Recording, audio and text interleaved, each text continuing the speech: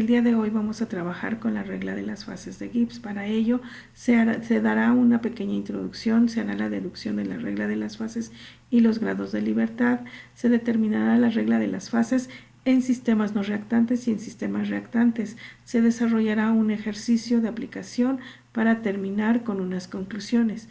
Como introducción se sabe que hay dos tipos de equilibrio material. El primero de ellos es el equilibrio químico, que como su nombre lo indica es el equilibrio que se alcanza durante una reacción química. El segundo de ellos es el equilibrio de fases. Si en un sistema se tienen varias fases, se dice que el equilibrio se alcanza cuando el potencial químico μ de cada una de las fases es igual al potencial químico de las otras fases. Así, la ecuación de la regla de las fases se utiliza para determinar cuántas variables intensivas son necesarias para describir el estado termodinámico de un sistema, al margen de las especificaciones sobre el tamaño de la fase. Esta regla fue determinada por primera vez por Gibbs, por lo que en muchas bibliografías la encontrarán como regla de las fases de Gibbs. Los grados de libertad es la varianza de un sistema en equilibrio como el número de variables intensivas independientes necesarias para especificar su estado intensivo. La especificación de un estado intensivo en el equilibrio de un sistema implica la especificación de su estado termodinámico, es decir, hay que establecer la presión, la temperatura o la fracción molar de los componentes del sistema, a excepción del tamaño de la fase. Para hacer la deducción de la regla de las fases hay que recordar algunos conceptos. El primero de ellos es, ¿qué es una fase? Una fase es una porción homogénea de un sistema, y un sistema puede tener varias fases sólidas o varias fases líquidas, pero normalmente tiene como máximo una sola fase gaseosa. Esta regla se puede aplicar en sistemas multicomponentes o en sistemas de sustancias puras. Serán dos suposiciones. La primera de ellas es establecer que no hay reacción química en el sistema. La segunda es que todas las especies químicas están presentes en todas las fases.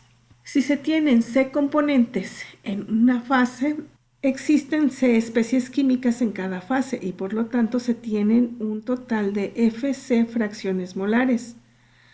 Añadiendo la temperatura y la presión, se tienen Fc más dos variables intensivas para describir el estado intensivo del sistema en equilibrio. Sin embargo, no todas estas Fc más dos variables son independientes, debido a que la sumatoria de las fracciones molares es igual a 1. Si despejamos cada una de las fracciones molares de cada fase, se puede eliminar de esta forma F variables intensivas. Por otro lado, hay que considerar el equilibrio material, es decir, los potenciales químicos han de cumplir las condiciones de equilibrio que se presentan en este sistema de ecuaciones que nos indica que el potencial químico de cada uno de los componentes en cada fase es igual al potencial químico del otro componente en la otra fase. Como hay F fases, influyen F-1 signos de igualdad y por lo tanto F-1 ecuaciones independientes. Como existen C especies químicas diferentes, hay en total C por F-1 signos de igualdad en este conjunto de ecuaciones. Al sumar todos los componentes anteriormente vistos, podemos establecer que los grados de libertad es igual a Fc más 2 menos F menos C multiplicado por F menos 1. Al desarrollar esta ecuación se puede llegar a la ecuación grados de libertad es igual a C componentes menos F fases más 2. Esto es para un sistema sin reacción química.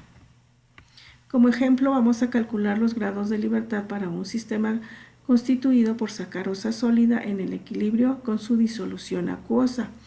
Primero vamos a determinar el número de componentes C. Si tenemos agua y sacarosa, C es igual a 2.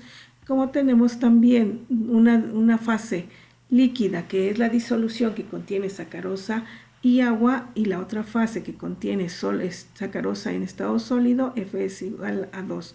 Al aplicar estas dos variables en la ecuación, tenemos que para este sistema los grados de libertad es igual a 2. lo cual es lógico ya que una vez especificada la temperatura y la presión, la concentración molar de la sacarosa solo puede tomar un valor. Para un sistema,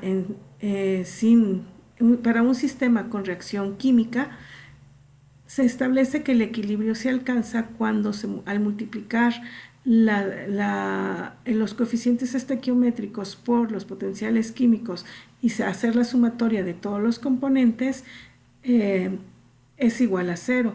Si el número de reacciones químicas independientes es R, entonces el número de variables intensivas independientes se reduce a R y la regla de las fases se convierte en grados de libertad es igual a C menos F más 2 menos R reacciones independientes.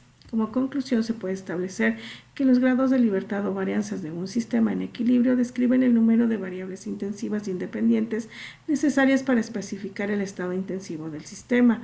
La regla de las fases es una ecuación que se utiliza para determinar cuántas variables intensivas son necesarias para describir el estado termodinámico de un sistema.